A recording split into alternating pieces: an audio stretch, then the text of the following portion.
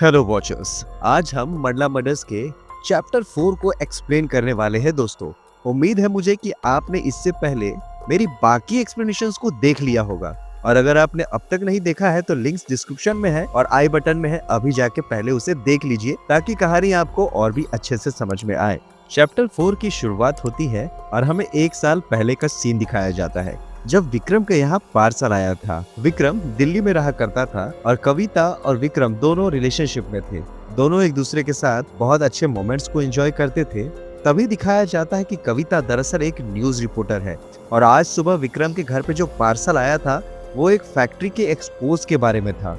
कविता उसे यहाँ एक्सपोज करना चाहती थी। जब वो घर पहुंचते हैं तो कविता उसी के बारे में विक्रम से बात करती है कि ये तो स्कैम है, करोड़ों का स्कैम। कविता कहती है अगर इसको एक्सपोज कर दिया तो हम दोनों के लिए रास्ते खुल जाएंगे, लेकिन विक्रम मना कर देता है। वो कहता है तुम इस पे रिपोर्ट नहीं बनाओगी क्योंकि आज सुबह जो पार्सल देने आया था वो मारा जा चुका है। अगर तुम इसमें इन्वॉल्व होगी तो तुम भी मारी जाओगी, इसीलिए उस केस को ना मैं इन्वेस्टिगेट करूंगा और ना तुम कोई रिपोर्ट बनाओगी। और दोनों की भलाई को देखते हुए कविता खुशी खुशी मान जाती है। जिसके बाद विक्रम कविता के घर से जाने लगता है। उस वक्त बहुत ही तेज बारिश हो रही होती है। इसके बावजूद विक्रम घर जाने के लिए बाहर निकलता है। जैसे ही वो घर से बाहर निकलता है अचानक कुछ लोग उसके ऊपर हमला कर देते हैं और वो लोग विक्रम को 2 गोली मार देते हैं, जिससे वो बहुत ही बुरी तरह जख्मी हो जाता है। और तो और उन्होंने ही कविता के सिर पे वार कर दिया था। इसी वजह से कविता आज तक कोमा में होती है। अब कहानी प्रेजेंट में आ जाती है, जहाँ विक्रम कविता को वीडियो कॉल करके सिर्फ देखता है। विक्रम चाहता है कि कविता जल्द से जल्द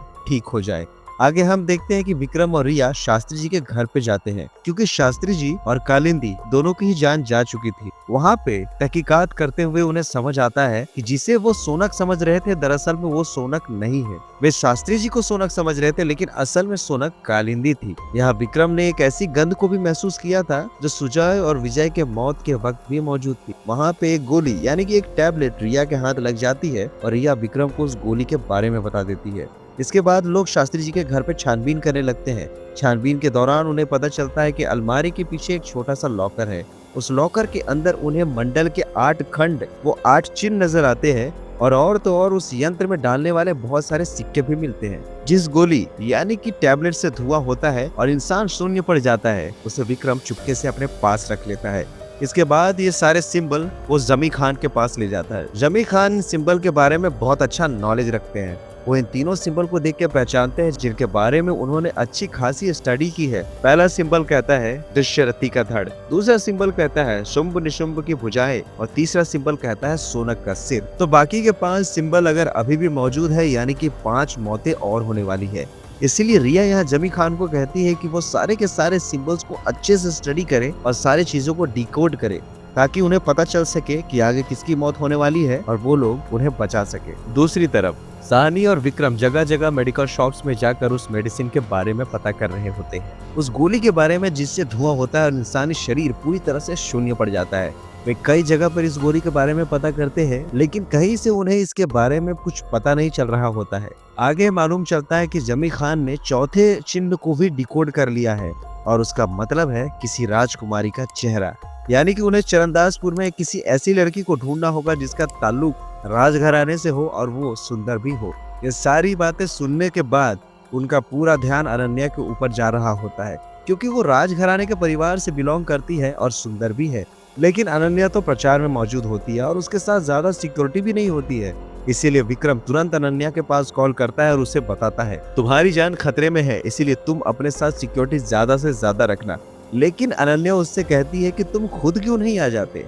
इसके बाद रिया अभिषेक के घर पे जाती है, जहाँ वो उसकी बीवी से मिलती है। वो बीवी से पूछताछ करती है तो मालूम चलता है कि अभिषेक ने अपने बीवी से कई बार वरदान के बारे में बात किया था। उसने उससे कहा था कि उसे वरदान मिल गया है, अब उसे कुछ भी नहीं हो सकता है। वो सिक्के और एक तस्वीर के बारे में रिया को बताती है और उस तस्वीर में कालिंदी की फोटो होती है। दूसरी तरफ सहानी अभी भी उस गोली के बारे में पता कर रहा होता है। एक मेडिकल शॉप में जाने के बाद मालूम चलता है कि ये दवा चरणदास से लगभग 15 किलोमीटर की दूरी पे मिल सकती है। अगर वहाँ नहीं मिली तो समझ लो ये कहीं भी नहीं मिल सकती है। अब विक्रम को कहीं न कहीं ऐसा लग रहा होता है कि अगला नंबर अनन्या का हो सकता है, इसीलिए वो उसके साथ रहने लगता है। जब वो लोग एक होटल में जाते हैं तो वहाँ वो भी अनन्या के साथ थोड़ा वक्त बिताता है। तभी हमें ये पता चलता है कि विक्रम अनन्या को कविता से भी पहले से जानता था। दरअसल अनन्या के पिताजी भी एक पॉलिटिशियन थे और विक्रम की जिम्मेदारी अनन्या के प्रोटेक्शन की थी। उसी समय दोनों की मुलाकात हुई थी और तब से अनन्या विक्रम को पसंद करने लगी थी। ये बात शायद विक्रम को मालूम नहीं थी क्योंकि 4 साल बाद उसे कविता मिली थी, लेकिन शायद अभी भी अनन्या विक्रम को पसंद करती है, जिस वजह से वो एक दूसरे के नजदीक आ जाते हैं और वहाँ वो लोग किस भी करते हैं। लेकिन तभी विक्रम अनन्या से दूर हो जाता है क्योंकि वो अभी भी कविता से ही प्यार करता है। जैसे ही वो सिगरेट पीने के लिए बाहर जाता है तभी अचानक उसे एक आवाज सुनाई देती है। वो देखता है कि कोई अनन्या को मारने की कोशिश कर रहा है, जो एक नकाबपोश आदमी होता है। जब विक्रम उस इंसान को अनन्या से दूर करता है तो मालूम चलता है कि वो सुजय और विजय का छोटा भाई बंटी है। दूसरी तरफ हम देखते हैं कि सहानी उस जगह पे पहुंच चुका होता है जहां से ये टैबलेट मिल सकती है, लेकिन वहां पे ताला लगा हुआ होता है और बहुत अंधेरा भी होता है। लेकिन जैसे तैसे सहानी उस घर के अंदर पहुंच ही जाता है। दूसरी तरफ अनन्या विक्रम को बताती है कि जिस नकाबपोश को तुम ढूंढ रहे हो वो ये नहीं है, क्योंकि बंटी तो सिर्फ सुजय और विजय का बदला लेने आया था, क्योंकि उसे ऐसा लगता है कि सुजय और विजय को मैंने मरवाया है, इसीलिए वो मुझे मारने आया था। दूसरी तरफ हम देखते हैं रिया को, जो उसी मेडिकल शॉप पे पहुंच गई थी जहाँ पे सहानी गया था। वो वहाँ पे सहानी की बाइक को खड़ा देखती। दरअसल दोस्तों इसी जगह के सामने रिया ने कालिंदी की फोटो दिखी थी, जो तस्वीर अभिषेक की पत्नी ने दिया था। इसी वजह से वो यहाँ आई थी। अब उसे सहानी के बारे में मालूम चलता है। जब वो उसके पास कॉल करती है तो सहानी का मोबाइल उसी मेडिकल शॉप के अंदर से बजता है। रिया तुरंत अंदर घुस जाती है जहाँ बहुत अंधेरा होता है। फिर उसके सामने वही नकाबपोश इंसान आता है जो यहाँ रिया से फाइट करता है। मालूम चलता है कि ये एक लड़की है, लेकिन उसका चेहरा ठीक से नहीं दिखाया जाता है। वो नकाबपोश लड़की यहाँ एक चेहरा कलेक्ट करने आई होती है। वो उस चेहरे को एक बरनी में भर के यहाँ से ले जाती है।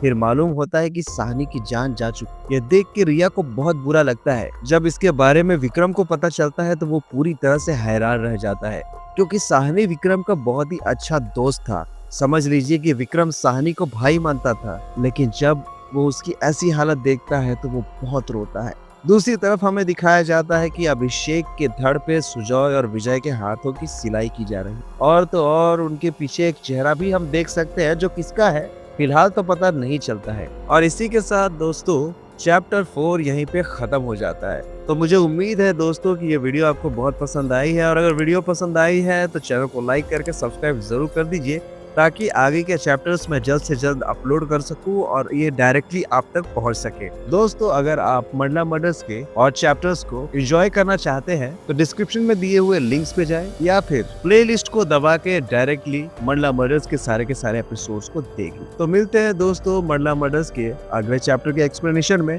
तब तक के लिए thank you very much for watching. Keep watching, watch on point.